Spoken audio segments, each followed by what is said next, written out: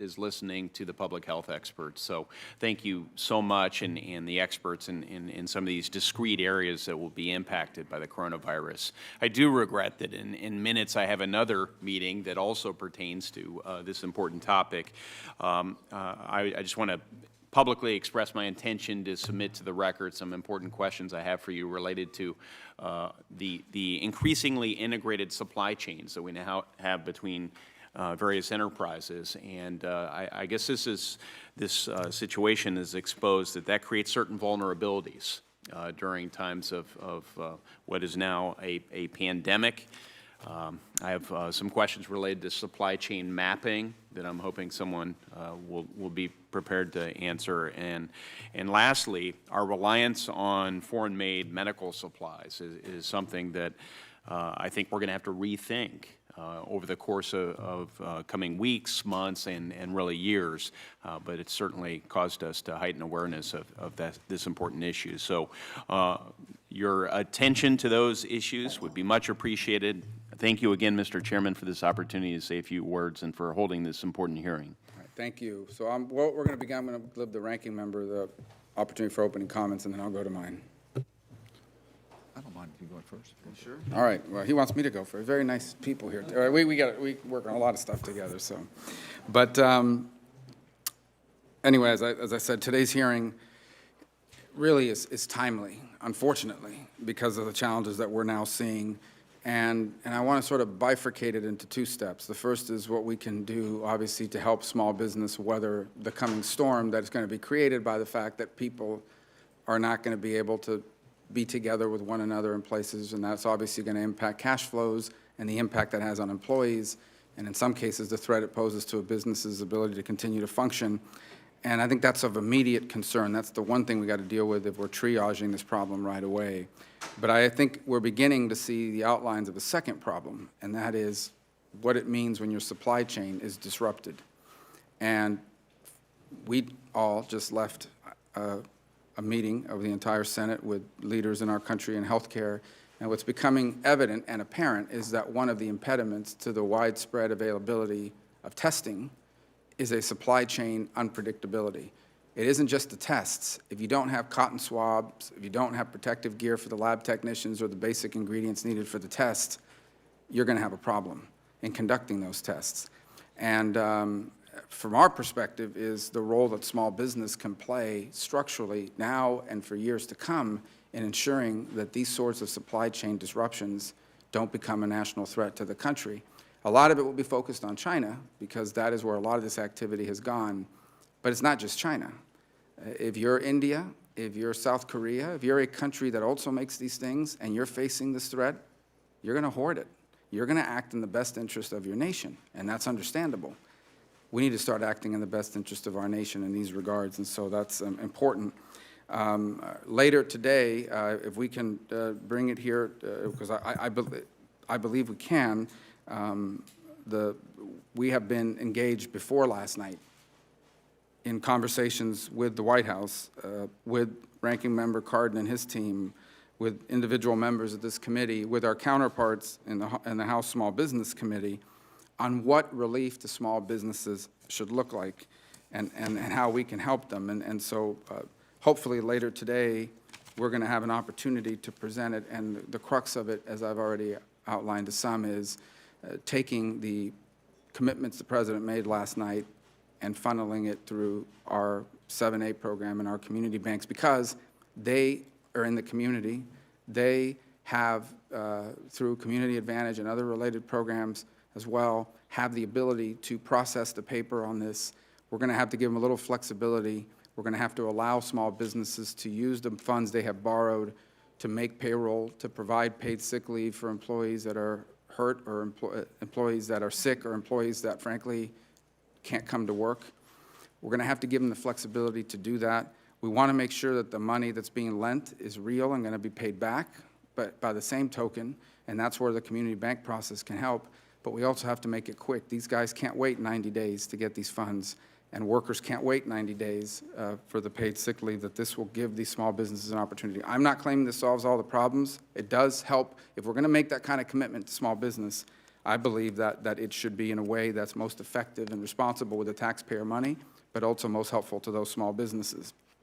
On the supply chain issue, I think the backdrop to our general economy, even before, and this committee issued a report a year ago that warned about it, even before all of this, is that we are dangerously reliant, in particular, on China for the production of critical goods. And that includes goods, as I've already outlined, that are needed to fight the coronavirus.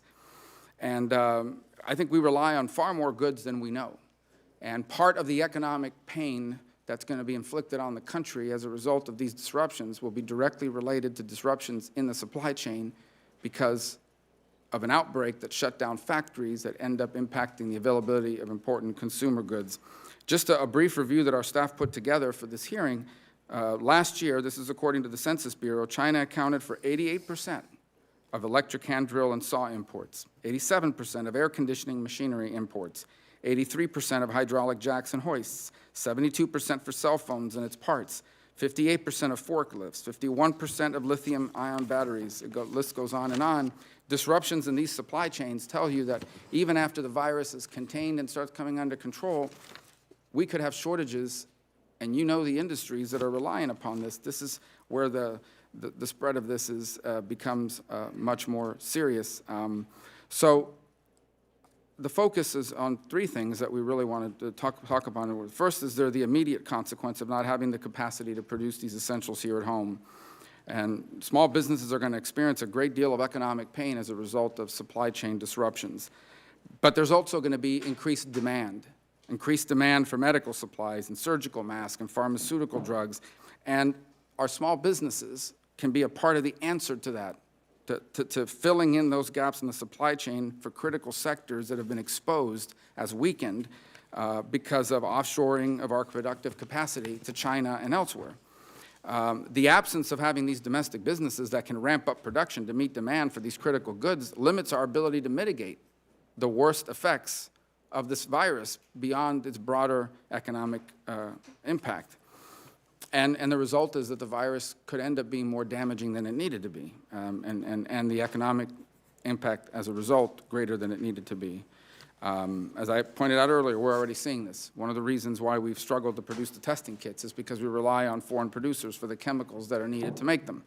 And there's a growing shortage because more people are testing, and as I said earlier, the countries that have it are going to be less willing to provide it. So I truly believe that one of the things we should look at after we provide the initial set is what can we do through the SBA, through the work of this committee, and it has to be bipartisan, there's no other way to do it, to help small business be a growth sector in our economy to meet some of this increased demand. Second, obviously, that we will discuss, and I'm sure you will point to, is the long-term consequences of the vulnerability, particularly when it comes to China. This wasn't the accidental byproduct of globalization. It's an outcome of a deliberate strategy on their part, which made biomedicine and high-end medical equipment a priority in their Made in China 2025 plan. They put it in writing. It's long been practiced. It encourages domestic companies and their predatory practices and provides a short-term bargain for foreign companies, but big-time costs for our nation and the world. For years, China's been able to entice American multinational corporations with access to its markets in exchange for offshoring and sharing intellectual property. And we've watched as Beijing captured critical portions of the global supply chain. Today, 80% of the active pharmaceutical ingredients in the United States and the drugs that are here are sourced somewhere else. And a lot of that is China. And now, in the face of the pandemic, as I said, the absence of this capacity in the medical sector is endangering our healthcare system, and that is something we have to figure out in the short term and forever. So it's hopefully something that we are able to act on to find out what role can small business play in growth and in taking back the ability to make these critical goods in the United States right now and in the future. So I hope that we can come up with a second wave of proposals that will empower small businesses to bring their production of critical goods all in-house and getting American multinationals to buy domestically from them, not as a matter of economic protectionism, but as a matter of national security and national economic stability. This is good for our public health, it's good for our economy, it's good for, as I said, our national security, and it's good for our people. So I look forward to hearing from our witnesses who are experts on these topics about what we can do to help small business be a part of solving this challenge. And now I turn it to the ranking member. Well, Mr. Chairman, thank you very much for convening this hearing. As you pointed out, we came from an all-Senate members briefing on the COVID-19 virus and its consequences. We learned from that briefing, what we heard last night, that it has struck our family. Senator Cantwell, staff person, has the virus. Senator Cantwell, former chair and ranking member of this committee and senior member of this committee, and that there are members of her staff that are now in quarantine as a result, and of course one needing treatment. So we know this impacts all of us. I want to just underscore the last point that you made. Our first priority is to triage, to deal with the circumstances that we're confronting today, whether they're the medical circumstances or the economic circumstances. But I hope that we will follow your advice and recognize this will not be the last crisis that we're going to have. And in regards to the supply chain, we need to take a look at making sure that we are better prepared for the next crisis that comes down than we were for this one. So I agree, and I look forward to working with you in regards to those issues. Clearly, our first priority is to deal with the medical challenges. That's our first priority. We still are not where we should have been or need to be in regards to testing. We are developing the vaccines and drugs that will hopefully be available. The drugs, the therapeutic drugs, may be available to help us in this crisis. It's possible. The vaccines will not. But I am proud of our leadership in regards to those developments at institutions located in the state of Maryland, including the National Institutes of Health and Johns Hopkins University and University of Maryland Medical Center. We need to deal with local responses, make sure they have the capacity, the hospital capacity, mitigate the spread. And the emergency supplemental dealt with many of those needs, and as the chairman pointed out, that's the first installment. It's not going to be the last installment. And we also have to deal with the economic impact, including the disruption of the supply chain to American small businesses. I was pleased to see that it was recognized in the supplemental. There was a recognition of the problems that small businesses are confronting. We recognize that small businesses are very much impacted by the facts that Americans are self-quarantining and not using the business community as much as they would, the avoidance of gatherings, the cancellation of events, the school closures, the trip cancellations. All that has an impact on American small businesses. I could give you specific examples in Maryland. Johns Hopkins has just announced that they're closing their campus from the point of view of students and faculty. I can tell you Charles Village in Baltimore City, a lot of small businesses are located in Charles Village. They depend upon the students and faculty. They're not going to be there. And it's going to impact those small businesses. We give you many, many more examples. Chanel Wallace, who owns a hair salon in Bowie, Maryland, shared that order for hair extensions placed in January has yet to be filled with her vendor in China because of the coronavirus. Jerry Chain, who owns a noodle restaurant in Gaithersburg, reported in the middle of February that his restaurant has already experienced a 30% decline in sales. And the spread of the coronavirus is only going to make that situation worse. Sterling Forever, a jewelry company based in Towson, reported that not only were some of the factories in their supply chain closed, their distributors were requesting advance payment to help with the crisis. And the list goes on and on and on. So we know that we're just starting to see this. It's getting worse by the, I would say by the day, but it seems like it's getting worse by the hour. So we know we have an immediate crisis. Capital is the lifeblood of small businesses. We need to deal with that issue. The emergency supplemental allowed small businesses to qualify for economic injury disaster loans, EIDL, and provided some resources to the Small Business Administration in order to administer that. We need to build on that supplemental. Let me point out, Mr. Chairman, that I've already heard from some small businesses, they need to get the information on how they qualify. So we need to get that help out to small businesses so that they can take advantage of what was in the first supplemental dealing with the coronavirus. Our resource partners need to be better empowered. They're the ones in which small businesses will go to for help. Our women business centers, our minority business development centers, and the other resource partners, we need to make sure that they have the resources. We all heard last night as President Trump mentioned the number for small businesses that I thought was one that we could work with, $50 billion. Let's work with that in the most effective way. Chairman, I agree. We all need to come together with a bipartisan solution. I would hope that the disaster loans will provide help and will deal with resiliency, the issues that you talked about, paid leave for the workers of small business, dealing with telecommunicating, community. That's going to cost some resources. Do we have the resources to provide that? Let's take a look at the SBA loan packages. Let's make them easier, more generous, and less costly for small businesses to be able to take advantage of those, including looking at the costs of taking out a small business loan. And, Mr. Chairman, I would hope we would also look at one additional factor. If you've seen a 30% decline in your revenues, will you qualify for a loan? The disaster loans are direct loans. That's good from the SBA, but they have to be repaid. If you don't have the revenues, how are you expected to repay, and will the SBA structure allow those loans to take place? We need to take a look at a targeted grant program to keep small businesses afloat. Why? Because that's where job growth, innovation, and our economy depends upon it. This is an extraordinary crisis that requires us to respond in kind.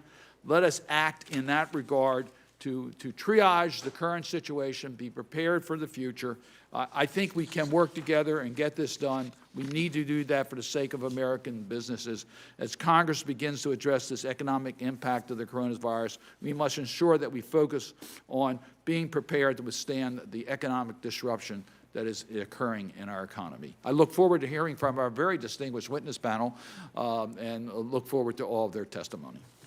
And just along those lines, before I turn it over to our witnesses, items we've discussed with your staff, as you're aware, on the 7A loan part, is allowing the loans to be used for payroll support. That would include paid sick leave, so employers could use that. We waive the fees on both the borrower and the lender to lower the costs. On the particularly the SBA Express loans,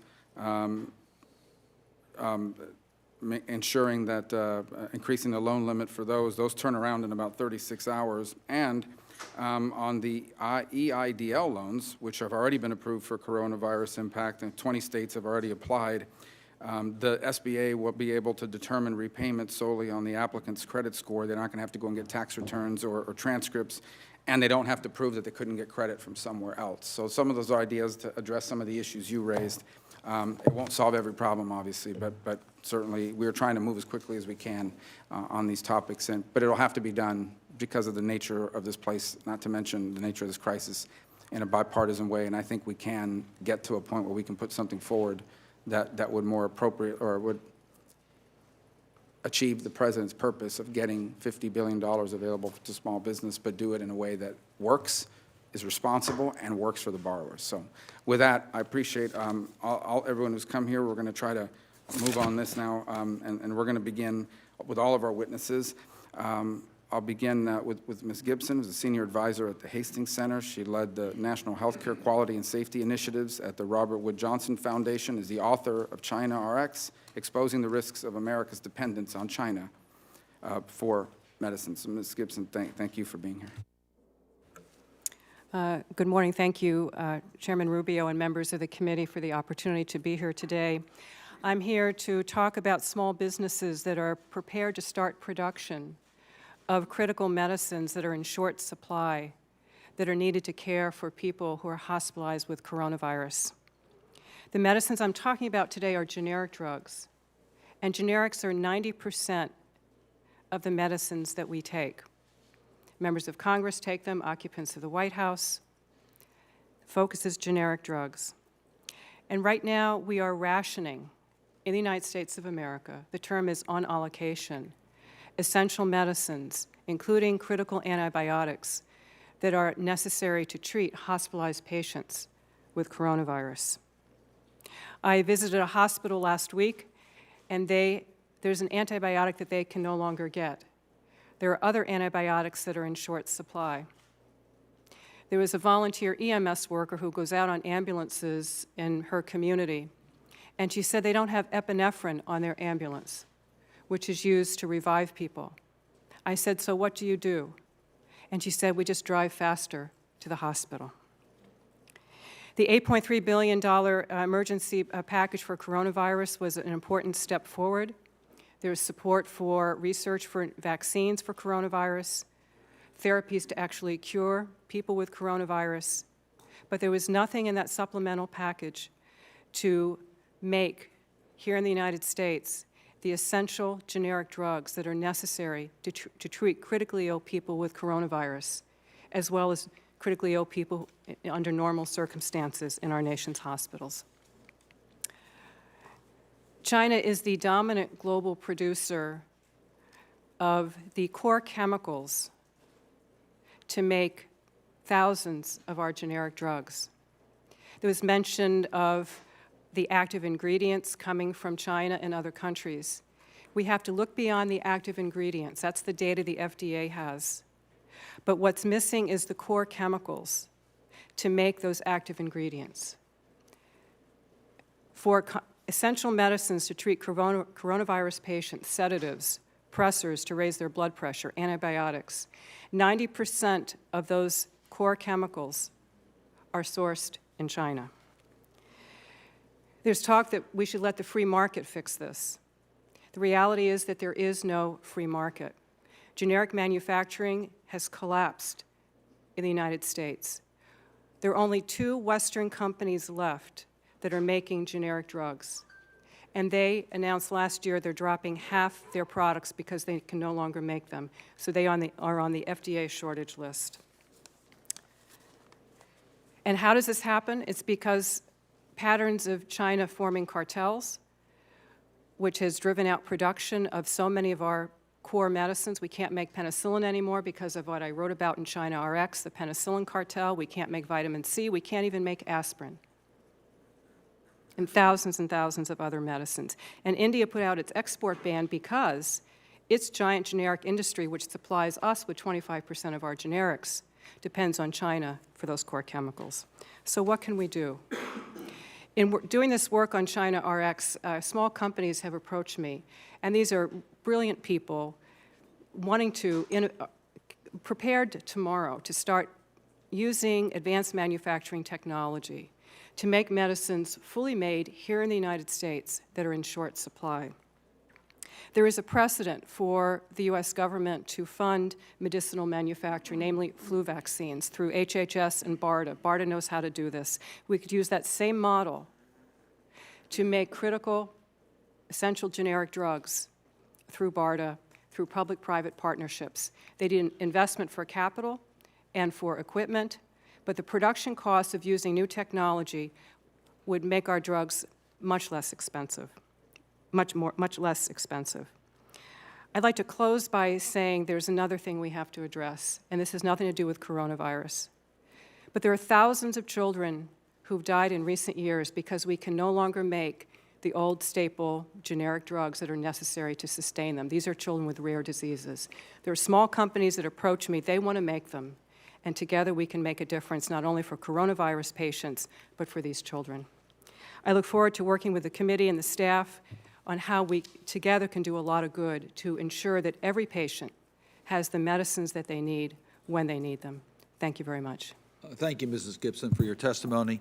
Now I'll call on Dr. Gerard Anderson, who's the Professor of Health Policy and Management and Professor of International Health at the Johns Hopkins University Bloomberg School of Public Health, and a Professor of Medicine at the Johns Hopkins University School of Medicine. He's also the Director of the Johns Hopkins Center for Hospital Finance and Management. Dr. Anderson. Well, thank you, Senator Cardin, Senator Rubio, and members of the committee. So I've been a professor at Johns Hopkins School of Public Health for the last 37 years, and let me tell you about my greatest fear about coronavirus. Yesterday, I went to the local grocery store Tonight, I will go to the dry cleaners and maybe go out to dinner with my wife. My greatest concern is these people in these small businesses will go to work with coronavirus. The shopkeeper will want to keep this business open because they don't have the funds to keep the office closed for 14 days. The worker will not report that she has coronavirus because she probably doesn't have sick leave. The uninsured worker will not have the $200 or so that is necessary for the coronavirus test. Remember, 10% of Americans are uninsured, and they are most likely to be working in small businesses. So what can Congress do to alleviate my fears? Pay the shopkeeper to close the business for 14 days if they do have an employee with coronavirus. A loan probably won't do the trick because most of them have huge bad debts anyway. As Senator Cardin said, grants may be necessary. At least for the next 90 days, make sure the person has at least 14 days of paid sick leave.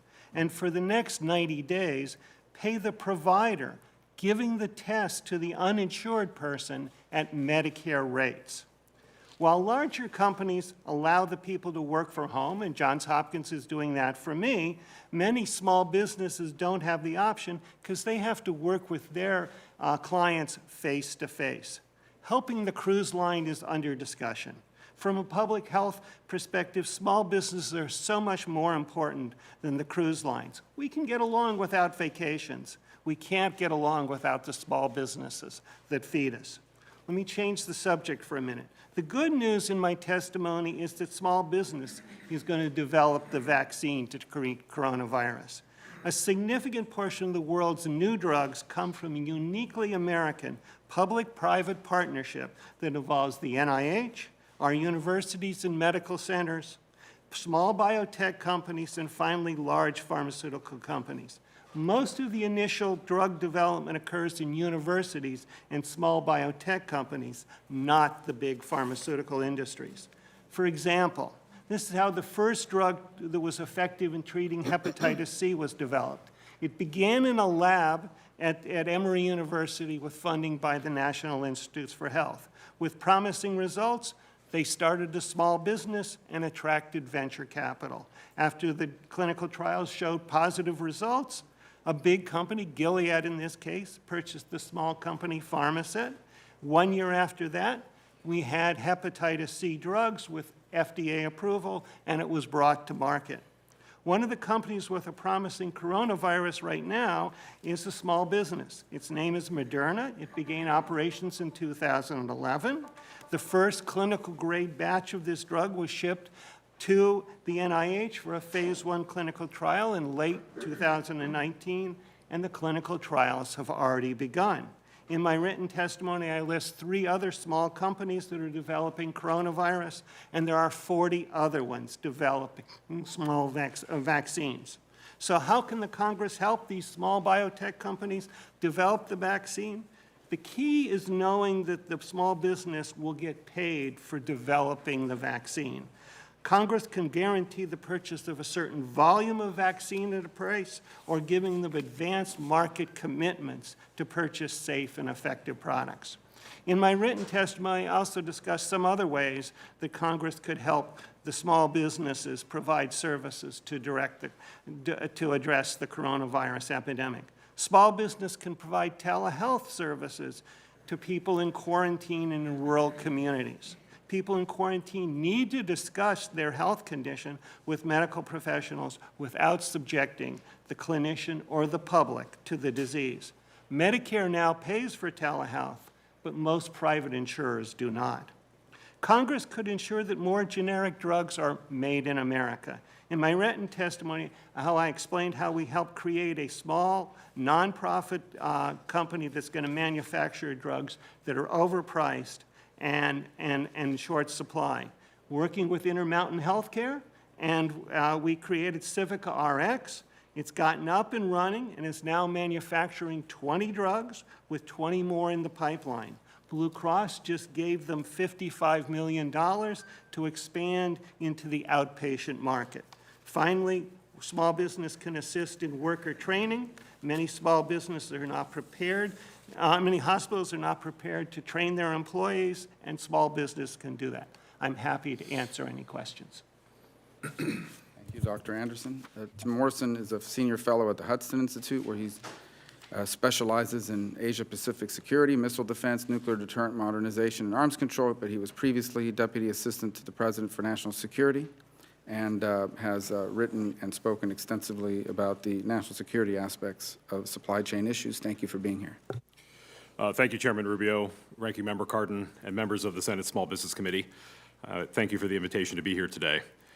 I would like to start with the cold reality and the simple fact. According to the World Health Organization, the National Health Commission of the People's Republic of China initially knew of the Wuhan virus as early as December 8th of 2019. Yet initial substantive disclosures to the WHO did not take place until approximately January 11th, 2020. I don't think it's too much to ask how many people in the United States and elsewhere have been infected, gotten sick, or worse as a consequence of the Chinese Communist Party's decision to sit on the fact of this epidemic. In fact, I think you, as our elected officials, must demand the answer to this question and determine how to respond. In 2004, as Ms. Gibson has explained, the United States stopped making penicillin domestically. This happened without a vote in this body. It happened without decision in the executive branch. It was a decision prompted by China's Made in China 2025 plan to dominate what the Chinese Communist Party determined were strategic sectors which Chinese industry should control globally. And so we are here today to ask, on a good day, what does it mean to rely on the People's Republic of China for our basic healthcare commodities? Larry Wurtzel, a member of the U.S.-China Commission, will tell you about his blood pressure medicine making him sick because it was contaminated with rocket fuel in a Chinese manufacturing facility. Rocket fuel. Surgeons around this country may tell you about the hundreds, if not thousands, of surgeries that were canceled because millions of surgical gowns had to be recalled because they may not have been sterile when they were packaged up in the People's Republic of China and sent to the United States. This was in January of this year. Now, what if there was a malign intent? For example, what if this body passes a resolution demanding a high-level visit of an American official to Taiwan in furtherance of the Taiwan Travel Act of 2018? What if the United States chooses to sanction Huawei or another Chinese state proxy for the Uyghur suppression? What if the Chinese Communist Party decides to retaliate to these sovereign decisions by cutting off the shipment of medicines to the United States? Do you think it can't happen? Ask the Japanese, who lost access to rare earth elements from the People's Republic of China in 2010 over a territorial dispute. The People's Republic of China's state-owned Xinhua, a Communist Party propaganda outlet, recently noted that the PRC could, and I quote, plunge the U.S. into the mighty sea of coronavirus, end quote, if it wanted to do so. I ask you to think about all of the tools of economic statecraft that you can use to support American producers, including small businesses and strategic industries. For example, I know several of you were involved in the passage of the BUILD Act in 2018. This was an effort to leverage private sector investment in international development to counter China, Inc. Excuse me. What other tools are available to do the same at the Small Business Administration or the Export-Import Bank? I urge you, do not allow America's job creators and innovators to be unilaterally disarmed. Their government can and should defend them from foreign aggression. Chairman Rubio, your amendment to last year's National Defense Authorization Act concerning reliance on the PRC for pharmaceuticals was a key step. You sounded the alarm on this risk. Lastly, I know several of you serve on the Senate Foreign Relations Committee and related national security committees. I urge you to investigate the influence of the People's Republic of China in international organizations like the World Health Organization. Ask yourselves why, despite meeting all of its established criteria, the World Health Organization waited more than 3 months to label COVID-19 a pandemic. Why is the World Health Organization choosing now to adopt the Chinese Communist Party's playbook by removing Taiwan from its country list? I want to thank you for the opportunity to testify here today, and I stand ready to answer your questions. Thank you. And our final witness is Ms. Wynne Briscoe, is the Acting Director of the Small Business Development Center in the Southern Maryland region. Thank you for being with us. Good morning. Thank you all for having me this morning. Again, Wynne Briscoe, with the Acting Director for the Small Business Development Center. In that capacity, I consult with manufacturers throughout the state of Maryland. Based on those experiences, I wish to offer some recommendations to your committee. I see the coronavirus pandemic and the supply chain disruptions that it's caused for some companies offering an opportunity to address the supply chain concern with a longer-term question. What opportunities does the current crisis offer U.S. businesses to fulfill newly emerging supply chain vulnerabilities within other companies? And how can these supply chain opportunities assist American small businesses long after the current health crisis has come and gone? In other words, I believe that we should act and think about the supply chain disruption and the current crisis in a way that will take us beyond the current crisis and set our economy on a level plane. When I consult with Maryland manufacturing companies, I insist that they have at least 3 alternative sources for the products that they produce. This is something that is going to be long beyond the current health crisis and something that the SBA can help make happen. And my idea I've created based on my experience with manufacturing companies that I'm recommending that you direct the Small Business Administration produce a nationwide list of companies. Let them self-identify of their supply chain concerns, those that have current supply chain concerns, and those that forecast in the future of having supply chain concerns. From there, it would be a self-identified list of Made in America products and services.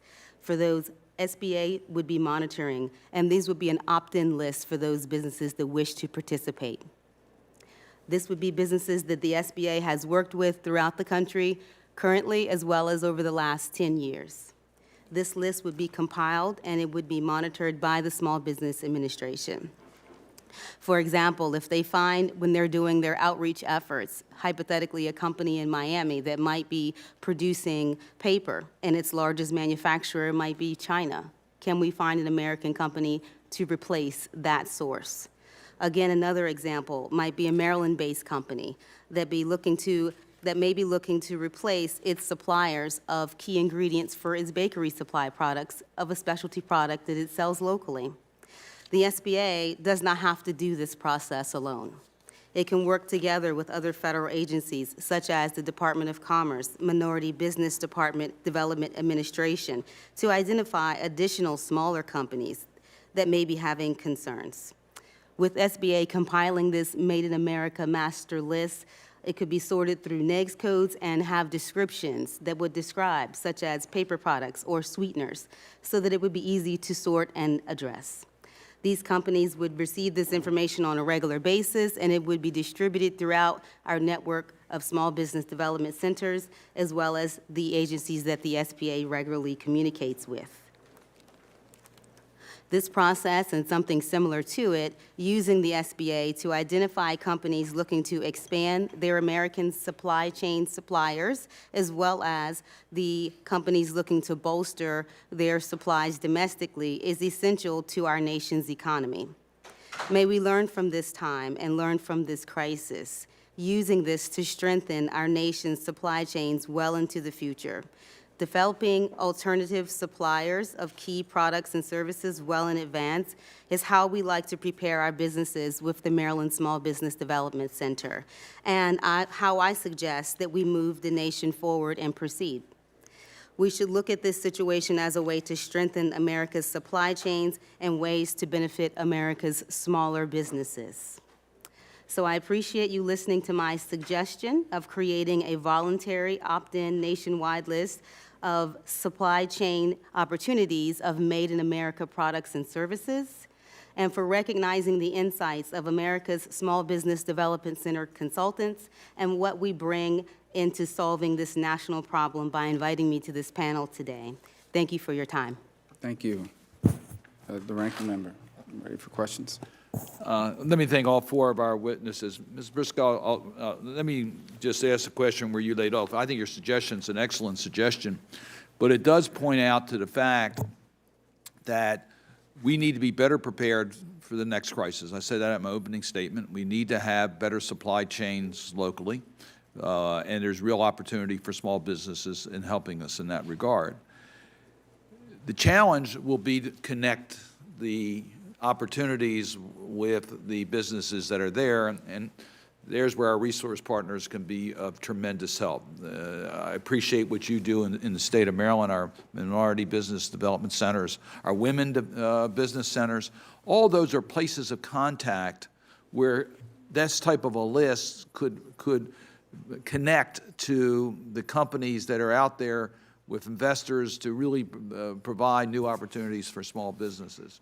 So I just really wanted to underscore and get from you your capacity today to reach out. We've already modified the disaster relief program so that small businesses can qualify. I know that they're going to be knocking on your door saying, can we get help under this program? The state of Maryland will help, but your offices are going to be called upon to do this. Do you have the capacity to expand your reach to take care of, for example, the suggestion you made on developing a list? Well, it would initially start with compiling the data from the businesses. So the SBA is what I'm recommending start from the top down, utilizing the Small Business Development Centers, utilizing all of the agencies that work along with the SBA, and find the businesses that currently do produce products here in this country that can be of assistance to other businesses that they may not be aware of. So the first short term would be identifying what is made here in this country, and from there, SBA would then follow up with that with sort of an opt-in matching if there's a company that's looking for that product or service and they're now being matched with a product and service that's made here with that business in exchange. So that's how we foresee this rolling out from the top down through SBA, through the resource partners such as the Small Business Development Center and SCORE and the Minority Business Centers and the Women Business Centers and our Veteran Business Centers, and connecting with the key stakeholders throughout the state, and then not just doing it alone, throughout the country, working along with the Commerce Department and all of the other federal agencies that work with businesses so that we can, from a higher level, identify what's being made here currently and how that can be a gap in the supply chain for the businesses that need them here nationally. I think it's an excellent suggestion. I'm just trying to figure out how we encourage that to be done and where the resources need to be placed in order to make that a reality. And I think you've given us a good blueprint, so I thank you for that. You're welcome. Dr. Anderson, I want to, you gave a pretty chilling account. You're a small business owner, you're running a cleaning establishment, depends upon you and perhaps one or two other workers. You contract, you don't feel well. The advice is for you to go home and stay home. And perhaps someone in your operation, in fact, did get the virus. Now you're going to be treated and be isolated for a period of time. That's what we want you to do. We don't want you to spread that disease to the people coming into your establishment because you need to keep your business open. So how do we provide the financial help to that type of a small business owner, which is in our interest to stop the spread of the virus, but also to keep that business open because of the impact it has on the local community? The chairman talked about, and we're working on a program that's going to make it easier for SBA loans, including how we determine whether they're credit worthy. That's important steps. But if you're talking about closing a business, it's hard to understand how you can deal with another loan on top of that. And that's why I appreciate your response in regards to perhaps looking at a grant program. It's a little more complicated because we haven't done that in the past. But I take it your comment means that in our toolbox, if we really are interested in dealing with this crisis, we're going to have to look beyond the traditional loans. Yeah, I mean, my local person that does my dry cleaning there's two people that work in that place. I'm sure there's somebody in the back office, but there are two people in the front office. And if one of them has coronavirus, that place has to close because they're essentially out, they just can't work with just one person. So, and they're not going to be able necessarily to take out a loan. I mean, it's going to be a lot of work. They're going to need help to open again 14 days later. And I think a grant is what they're going to actually need. I thank you. I think we just have to we've got to be flexible.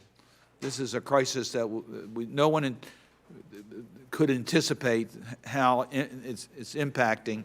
I said every hour is becoming more and more devastating to our economy. So we're going to need to develop in Congress flexible toolkit in order to keep businesses going in our community, particularly small businesses. Again, I thank you all for your testimony. Thank you. Senator Hawley. Thank you, Mr. Chairman, and thank you for holding this hearing today and for focusing our attention on what is obviously a very hugely significant topic. I think it's been clear for a while now that we are far too reliant on China for our domestic production, especially for essential products that we rely on. And of course, our medical supply chain is at the very top of that list, as we're sadly finding out. This is one of the reasons that I introduced legislation 2 weeks ago that would give the FDA more authority to require that our medical product manufacturers report all the details of their supply chain, report where they are facing potential shortages, and then give the FDA new authority to speed potential replacements, including, of course, replacements ideally that are made in this country. Ms. Gibson, can I just start with you? You stated in your testimony that we know China produces about 9% of our generic drugs, which is a lot, but do you have any sense of how many of our drugs involve Chinese production? In other words, maybe they're not made wholly there, but Chinese production's involved. Thousands. Thousands of our generic drugs and even some of the brand name products and perhaps even new therapies for coronavirus may depend on the chemicals that are sourced primarily in China. And if you're hospitalized with coronavirus, if you have a severe case, which thankfully is very rare, is small numbers of people, small percentage, you might be on a ventilator, so you'll need sedatives like fentanyl and propofol. Your blood pressure may get dangerously low, so you'll need pressors like dopamine or epinephrine. You might get a secondary infection, bacterial in nature, and you'll need antibiotics. You might become septic, which is life-threatening. I was sitting in a room with the people that actually make medicines. These are the men and women in pharmaceutical engineering, pharmaceutical chemistry. I said, so tell me, if you have to make these tomorrow, where do the core chemicals come from to make it? How much are we dependent on China? And they said 90% of the chemicals to make those basic generic drugs depend on China. The good news is that there is advanced manufacturing technology and really brilliant chemists right here in the United States that want to make it, are capable of starting production tomorrow. Mm-hmm. And Civica RX, they've committed to all their APIs being made outside of China. But they want to take the next step and make sure all the chemical components were not dependent on China. Advanced manufacturing technology, and we have brilliant people in this country. And they want to do it. So we can make a lot of these medicines here. They just need the investment to get started. It just strikes me, based on your testimony, which I think is really eye-opening, that we probably do not appreciate or have not appreciated until now the extent of our reliance, the true scale of the vulnerability in our medical supply chain. Dr. Anderson, let me ask you, in your view, what is the most helpful thing the federal government can do to support these small biotech companies that you've spoken about and that you write about? What are the right incentives that we ought to be proposing or adopting? Essentially, that they have a guaranteed place to sell their products. So right now, they are coming up with these great new ideas, and they don't always have a place to sell their products. And it's true mostly not in cancer where there's a lot of profit in there, but in anti-infective, in antibiotics and things like that. You develop something new in that area, and the current system doesn't work. So that's why we have to create Civica RX, which is this thing that's run out of Intermountain Healthcare in Utah and other places. We just did not see that the marketplace was producing certain areas because the profitability was not high enough. Let me ask you something else I found interesting. You wrote in your testimony that while small biotech companies often make the initial discoveries during a vaccine or drug development process, it's the large pharma companies that then often buy them up. Correct. And gain ownership over the IP. I'm wondering if that trend accelerates the offshoring of our capacity to China. Are those things related? Well, I think what we've seen now is, in fact, that's happening. So all of a sudden, Pfizer has their major manufacturing plant in China. So the big companies are looking where they can produce it the least expensively and are going there, especially in the generic, because it's all price-driven.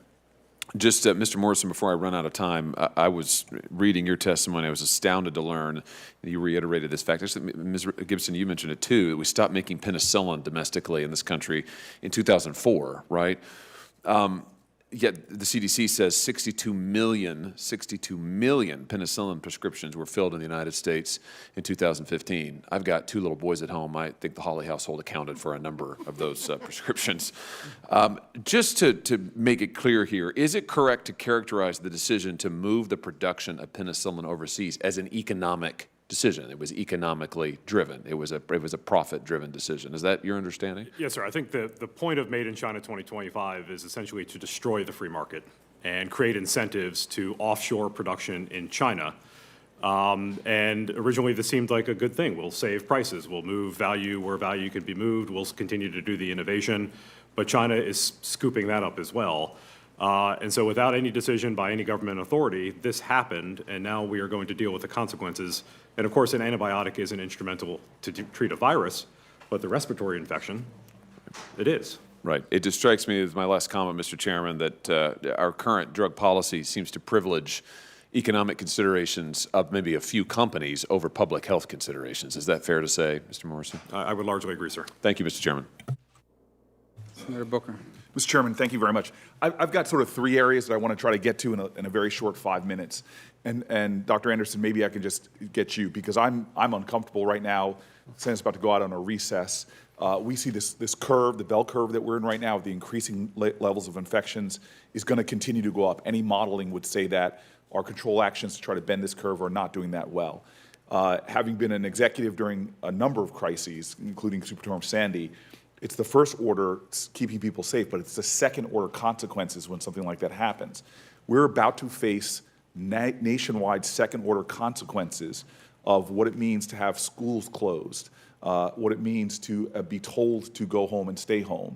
And so could you just take 30 seconds for me to sound the alarm a little more dramatically than you did, just like saying going out tonight to your store? What does it mean if we have large-scale orders for social isolation, as well as basically people sheltering in place in terms of the local economies that depend upon small businesses? Can you just paint this picture for me?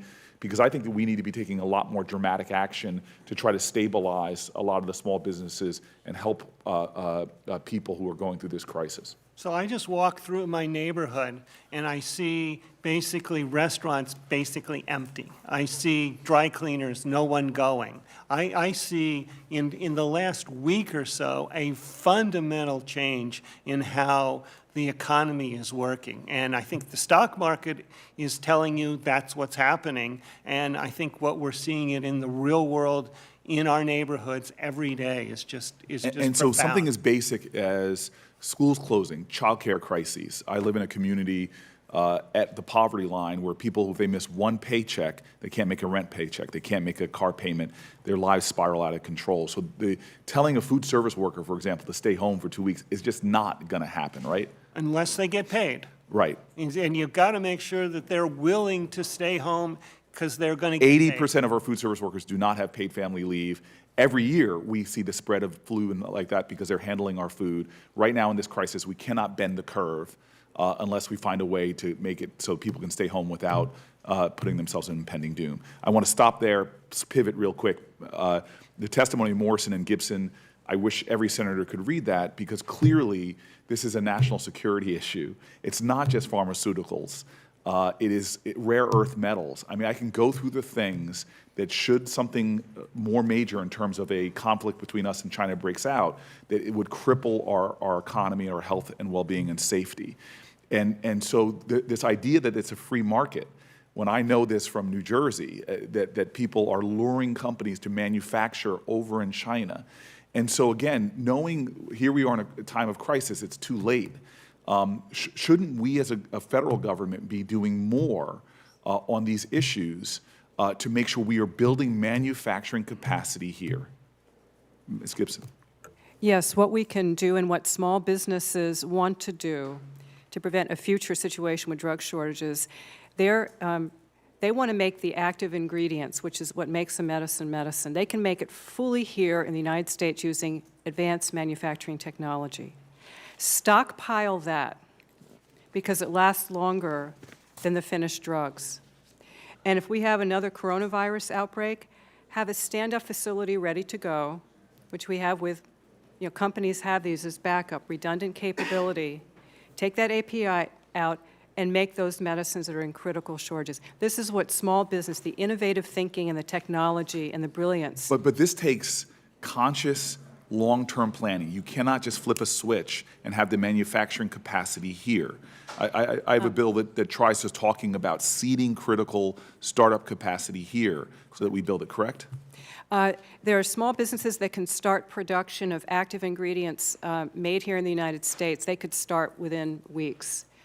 It would take maybe 9 months to start making small quantities of these key ingredients, fully made in the United States, not dependent on China for chemicals. They could do that in about 9 months. Mr. Morrison? And they could start for the stockpile, DOD, and VA, use our government purchasing power to stimulate that market. That's effectively where I was going, sir. You have tremendous purchasing power through Medicare, Medicaid, TRICARE, the Department of Veterans Affairs. These are some of the largest healthcare consumers in the world. You can control their procurement regulations. And if I could just make one more pitch. Right now, the federal government may be about to allow the TSP-I fund to invest in the MSCI index. We are going to be investing in Chinese enterprises. I've worked 19 years for the federal government. Please don't put my pension in non-transparent Chinese companies. And so I just want to make a massive appeal to my chairman right now that this should be a committee urgency. This is not, we can address this. It's actually not that hard. We just don't have the collective will. This is a national security crisis that one of our serious adversaries is doing things strategically to undermine our health and economic well-being, which at any point they could cripple our economy. And actually this has a win-win. It corrects for a national security crisis, and it actually helps our overall economy. And the fact that they're doing it and we're not. So I just appeal to the chairman and the ranking, let's work on this as a project. This is an obvious area where we should have bipartisan commitment to fill these vulnerabilities and actually build more American economic manufacturing. Absolutely, and that is the goal of the second tranche of work we're going to have to do on this. And we're trying to figure out what can we do to help assist small business quickly right now.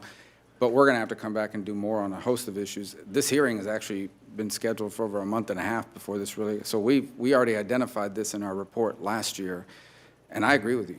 There are still a couple people that debate whether we have a supply chain issue. I'm not sure they'll be able to make that argument here any longer in any event. Let me just underscore what the chairman is saying. We're going to try, see whether we can get something done as early as today, if at all possible. We recognize that within the next couple weeks, we really need to put together a package that is going to make a broader appeal to some of the issues that are here. We're not talking about months. We're talking about we need to respond while there's an interest. So we're going to try to work with everyone and try to see what we can get done. Yeah, and one last point before I turn to Senator Hirono is we want to do it in a way that obviously respects the jurisdiction of this committee, which is small businesses who have supply chain disruption vulnerability, but also small businesses as the answer to the supply chain vulnerability. And that will require access to capital and the ability to invest to ramp up. So we got some work to do, but I'm glad we had a head start on some of this. So, all right, Senator Hirono. So, Ms. Gibson, did I hear you say that we can reduce or totally eliminate the overdependence we have on China, that we in our country have the capacity to create or manufacture these chemicals that are so necessary? For a lot of medicines, brilliant chemists and pharmaceutical engineers can make these chemicals here. And so why is that not happening? Well, on the generic side, the margins are so slim that companies would not invest in the new plant and equipment to do it. And also, there's our last large generic company, Mylan, in Morgantown, West Virginia, merged with Pfizer. And Pfizer last year announced the opening of its global generic headquarters in Shanghai. So we don't have these companies there. In 5 years, there's 2 more Western companies. They'll be gone. So we have a so-called free marketplace where companies can make those kinds of relocation decisions. So are you suggesting that there be some kind of legislation that will prevent or effect a cost on these companies that will take their manufacturing to places like China? Well, I think sort of the horse is out of the barn on that.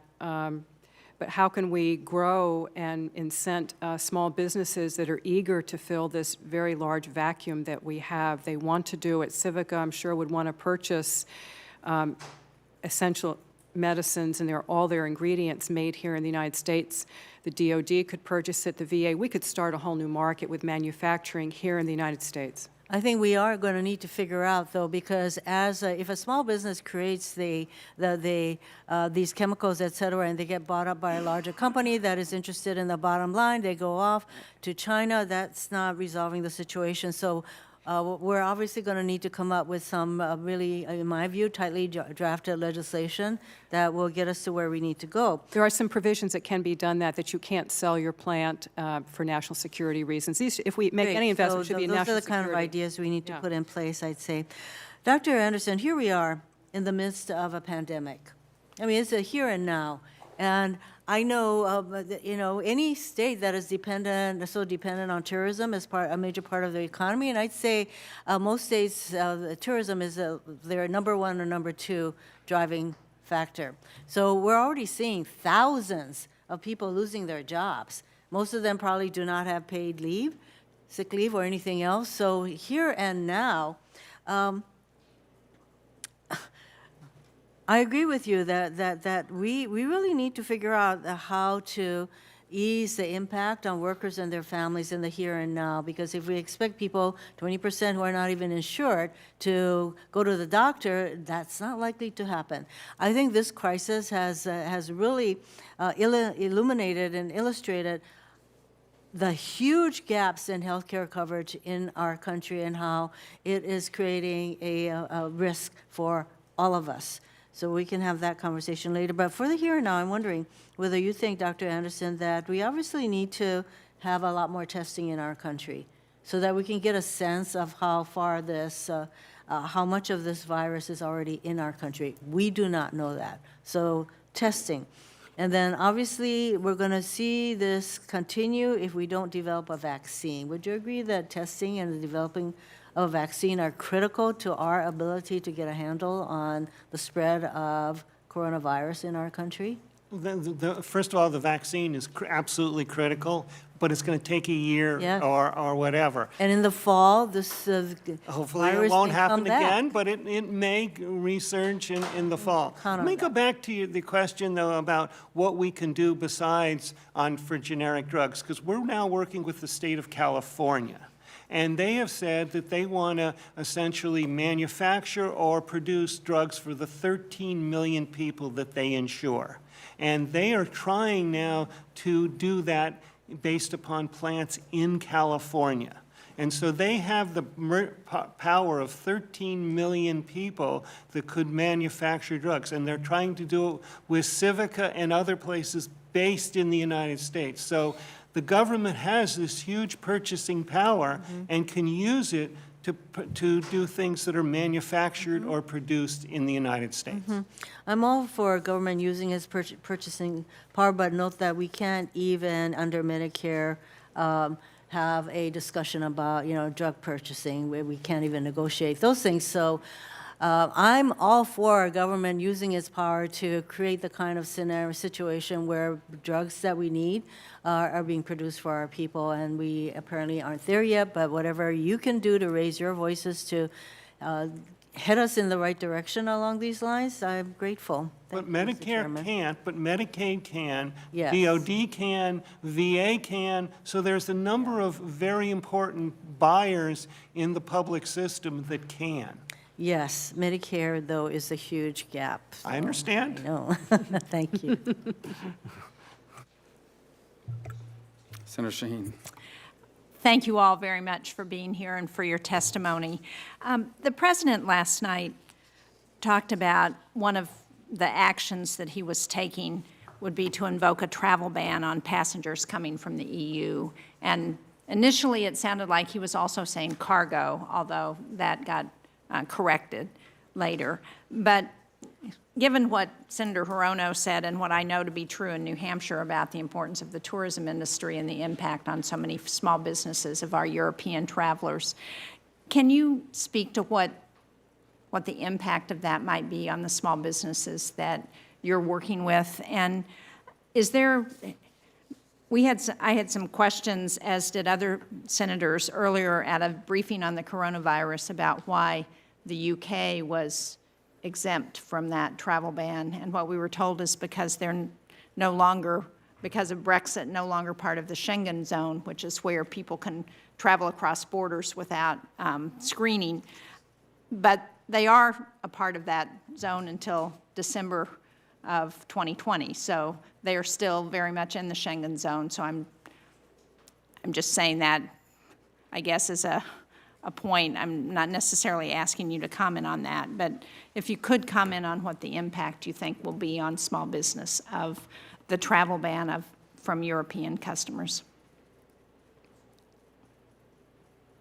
So I think it's going to be huge for the people. I mean, if you're just in the Washington, D.C. area, we get so many visitors. You get them in for skiing and other things. So, these are huge industries that are going to lose 20, 30% of their business literally overnight. They don't have contingency plans for a 20 or 30% reduction in their business. And it's not just, take out a loan. You're going to need some real cash immediately that you don't have to pay back, because you're going to be in the hole for a while. Ms. Briscoe, have you heard from any folks through the SBDCs in Maryland about the potential impact, or is it too soon to know? We have not had at this current time any businesses that have reached out to us specifically about the supply chain impact at this moment, but we will be sending out a correspondence to our caseload to ask them, have they had an impact, or how do they feel about a future impact? They may have supplies that can sustain them currently, but is it something that for the long run that they can maintain? So we will be in communications with them. Great, thank you. On February 27th, the FDA pointed out that it had received its first notification from a drug manufacturer about a drug shortage. And I'm sorry I didn't hear all of the testimony earlier from Ms. Gibson and Dr. Anderson, so you may have referenced this. But the question that I have is, how do we balance the public's need to know on an issue like that without it creating a run on those drugs and a real panic about how to respond to that kind of situation? I think the FDA did the right thing in not naming the medicine, because that would have contributed to hoarding and precluded the opportunity to allocate it to those people who need it the most. But I also think we've had drug shortages in this country for more than 20 years, and we haven't been honest about the impact that it's had on patients. So at some point, maybe when we get through this, we have to have an honest conversation about the shortages of medicines in this country, the terrible impact it has, what the real root causes are, and address those. So the FDA says there's about 100 drugs. At places like Johns Hopkins, we know there are 250, 300 drugs that are in fact on shortage. And we sort of borrow it from the University of Pennsylvania and then pay it back to the Mayo Clinic and do all sorts of bartering on this when there is in fact a shortage. But this is not a new thing. It's just going to get worse with the travel bans, because so many of the drugs are manufactured overseas. And of course, that doesn't address the cost of so many drugs, which, while they may be available, if you can't afford to use them because you don't have insurance and can't cover the cost, you're in the same position. Well, that's particularly true in this case for the uninsured, because if you go to the doctor, it's going to cost you $200 just to get a simple test, and if you need to get some kind of x-ray or something, it's going to be now $1,000. And if I'm uninsured, I probably don't have $200 or $1,000. Right. And, well, as you all point out, this is an opportunity for us to look at some of those issues and hopefully respond in a more positive way going forward. Mr. Morrison, I would just like to share your concern about investment of the thrift savings plan in the MSCI index, using that as the index for how to make those investments. Senator Rubio and I have been beating that drum for a while without much support from the administration. Time is running out. Thank you. Just on that point, we have reason to believe that they've actually expedited moving in that direction. It's just crazy. It's crazy. I don't know, I know it's not a term that you normally use like to describe public policy, but this is nuts. Taking the retirement funds of federal employees in the military to be invested in companies in China that are actively working to undermine our national security, our healthcare security, and our economic security. It just can't happen. It's just, if it wasn't so serious, you would laugh at it and say, that can't be true. That's something from the Inquirer, or whatever. But it's real, and hopefully we can see action taken on this promptly, among other things. Senator Rosemary, you ready? Thank you, Mr. Chairman. Thank you to Ranking Member. Thank you for all being here today. Needless to say, it has been quite the roller coaster since the coronavirus has reared its ugly head, and it's going to probably get worse before it gets better. And so, practically speaking, I can tell you that people think of Nevada and Las Vegas as these giant casinos, and we are those. But in fact, 99% of businesses in Nevada are small businesses in support of a lot of, especially in the southern Nevada area, in support of those large businesses. They provide over 40% of the private jobs in our state. They really are the backbone of our economy. Some of them, you think about all the weddings we have, they're the vendors who bring the flowers and the candles, it just all of those people that have make that happen, make the magic happen in Las Vegas, of course, in Reno, and all across of our state. And we have nearly 50 million of those visitors a year. So as far as small businesses go, what suggestions do you have for those businesses to be able to adapt in some way to the current environment? Maybe specifically, if you could speak to people in the travel and tourism industry, do you suggest working through the Small Business Development Center? Are they a good cooperative partner, the SBA? Can you just talk about how some of these supportive businesses for our tourism industry, if you can? Anyone at all, or just in general? Let me try. So, I think the key thing is to make sure that they're going to be around in 3 months or 2 months. And I think what the challenge is, if you just give them a loan, they're going to be in trouble because they're now going to have to pay for it and not get any money for the last 2 months or so for the flowers and all those things, because nobody's going to be having weddings and using all those flowers because they can't bring all their friends and relatives to the wedding. Right. And so you're going to have to essentially, if you want them to survive after 2 months, is to give them a grant to survive. You're going to have to give the worker who might have coronavirus 14 days of paid sick leave so that they can quarantine at home. And you're going to have to give the uninsured person who needs to go to the doctor but doesn't have the $200 to go to the doctor some money, and you could pay them on the basis of Medicare rates. You won't make them a Medicare beneficiary, but pay them on the basis of Medicare rates so that they actually do get tested. And so when they're working in one of these small businesses, we know that you're safe to go to a small business. Because as soon as we feel like it's not safe to go a small business, we're going to stay at home. So we have to just remove the obstacles for doing that, specifically getting testing and being quarantined. I think that's the best thing. And then financial support that may not need to be repaid back is really the way to do it, because it's going to take a while for everything to recover when we do hopefully all go into recovery. I know this is happening, I know, across the country, and not specific to tourism, but we have a lot of wonderful things about our entire nation. A lot of it is its diversity. And I've heard stories about people in businesses that they're not buying frozen Chinese food in the grocery store. They're not going to because they think the virus is going to be at the Chinese restaurant, or they think that, oh, now that it's been in Italy, so I shouldn't do this or that. So How do you think the mechanism for some of our small businesses, I guess they can put up signs, but how do we just try to dispel these myths that you shopping or going to an Italian restaurant in Henderson, Nevada is not going to give you, it's not getting a coronavirus from Italy, because we're living there.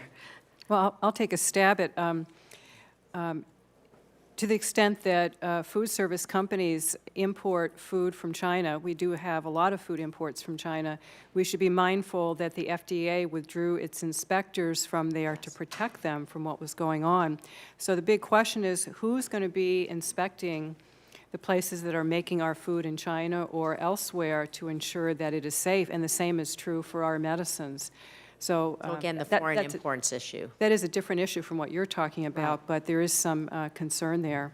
And I think it's going to be a long time before the FDA meaningfully can get back into certainly China and some of these other countries to really do the work they need to do to protect the American people. Thank you.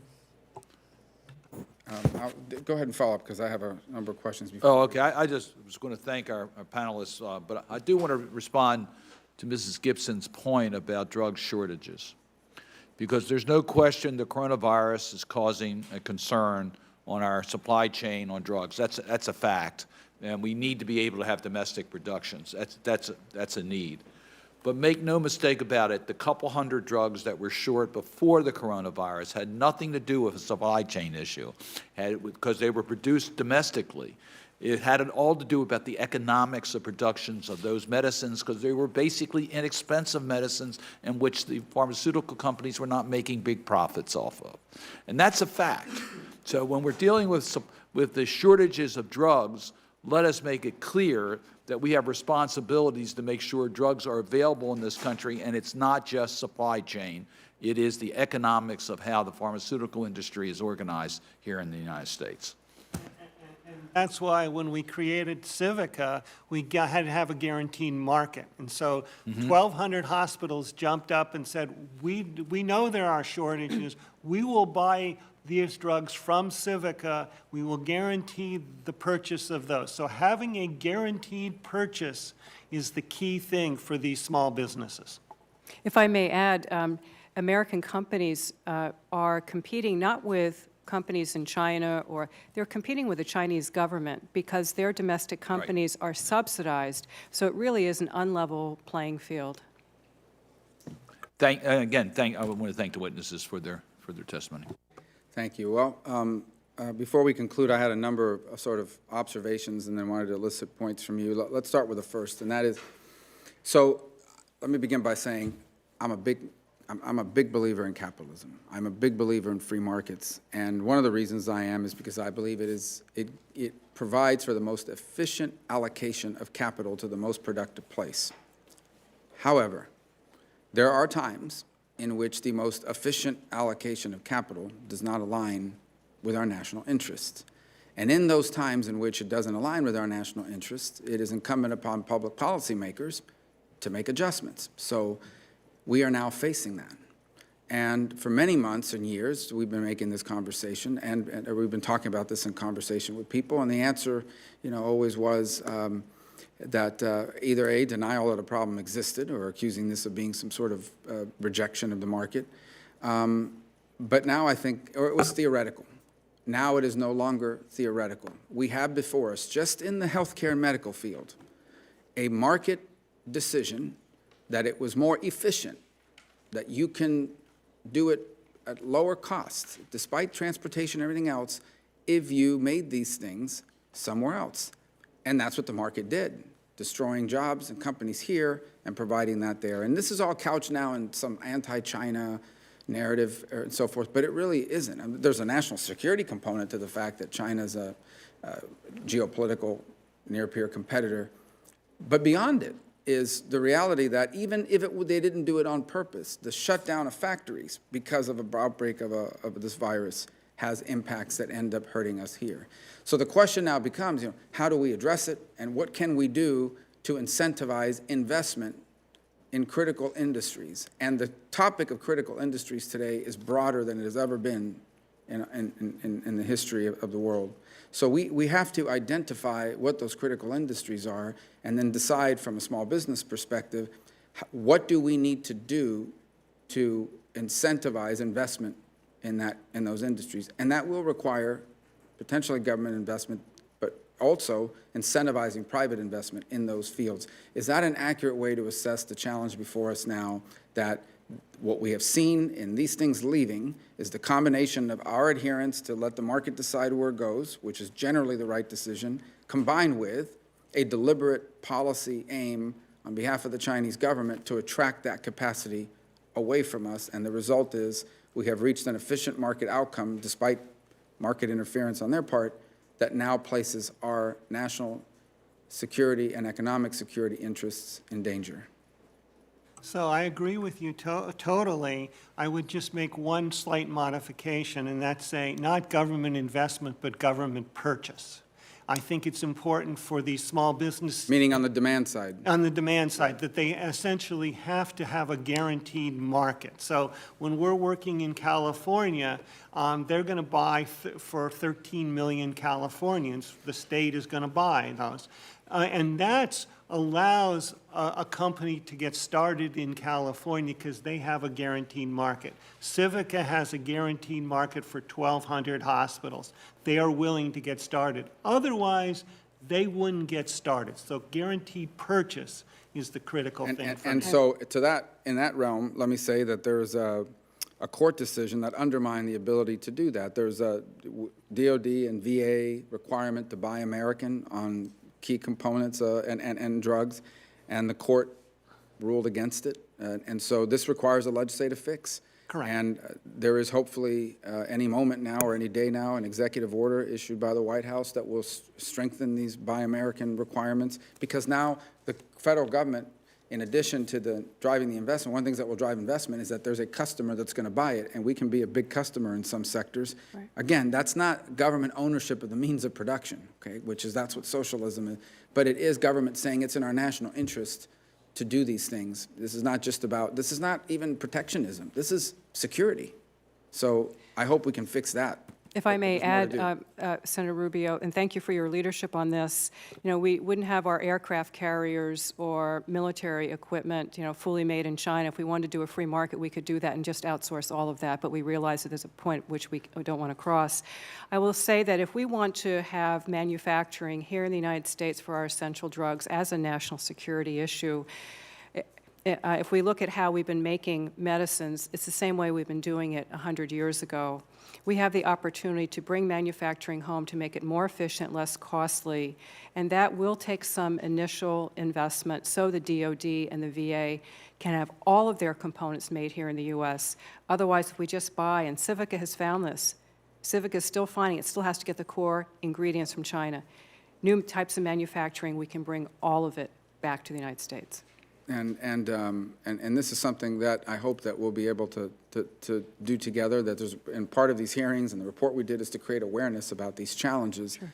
I wanted to ask you about that in a second, Mr. Morrison, but I wanted to ask you, Ms. Briscoe, from the small businesses perspective. So we view the small business sector as a place that we can see some of this stuff happen. I mean, it's easy to focus on the guys on the cover of the magazines and on the stock market on a daily basis, but there's a lot of potential capacity out there now, and you've done a good job of addressing small businesses through your idea, small businesses vulnerable to supply chain disruption, but also small businesses who could fill Correct. supply chain disruptions. Correct. But finding the way small businesses could fill that. So right now is a key thing. So right now we're focused on just keeping people in business, right? There are a substantial number of small businesses that cannot afford to go 7 to 10 days without operating. They don't have that kind of cash reserve and things of this nature.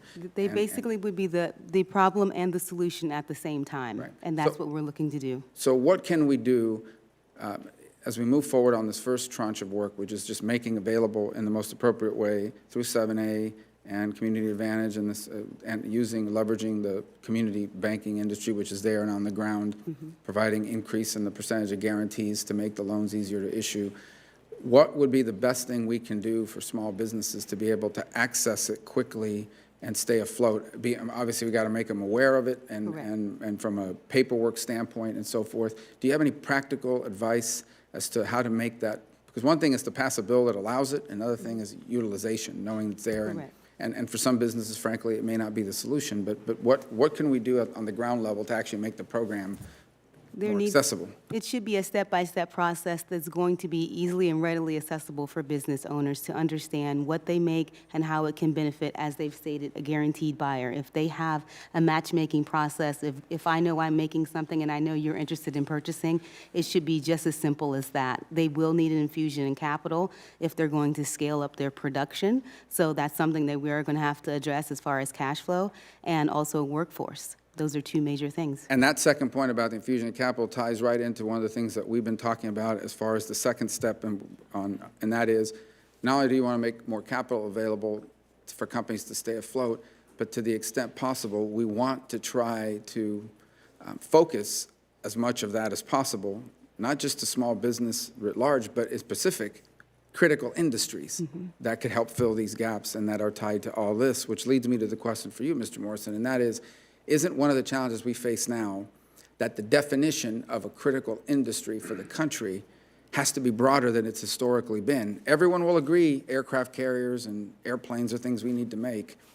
It takes a little while to convince people that making forklifts or pharmaceutical ingredients that at an individual level may not mean anything to most people around this country, but in the cumulative have an enormous impact. Part of the challenge we have is identifying a much broader scope of what qualifies for a critical industry or critical supply need for the country in the 21st century, which is either we took for granted in the past or never had to address. Mr. Chairman, I think that's exactly right. There's a reason that we've effectively lost the race for 5G. It's because we've relied on the market, and now there are no American companies left that do this work. The Chinese had a plan. They're on the cusp of their 14th five-year plan. They have Made in China 2025, and Made in China 2035 is about to come out. They have determined the strategic sectors that they want to dominate in the future economy. And what they do in the domestic market is they boost up the price, they restrict the ability for outside companies, American companies and other companies to compete, and then they provide all manner of trade promotion tools, zero-interest loans to dominate export markets. And so our small businesses, our medium-sized businesses, and other American ventures are playing by one set of rules, and the Chinese companies are playing by another set of rules. And in another realm of national security, we would call that unilateral disarmament. And so that's the question to investigate. That's why I talked about the BUILD Act. That's why I talked about your amendment to the Defense Authorization Act last year. Using our market power, determine what industries are critical, and then taking steps to level the playing field. Do not put our businesses on a different playing field and tie them to different rules than the Chinese holds its businesses. Well, I appreciate all of you being here today and your patience on the hearing, and Senate is voting now, so we'll have to head to that. But I want to thank you because your expertise and your ideas are aligned with a lot of what the work we're already doing. We come up with some good new ideas as well. The hearing record will stay open for 2 weeks, and any statements or questions for the record should be submitted by Thursday, March 26th at 5 p.m. And with that, the hearing's adjourned.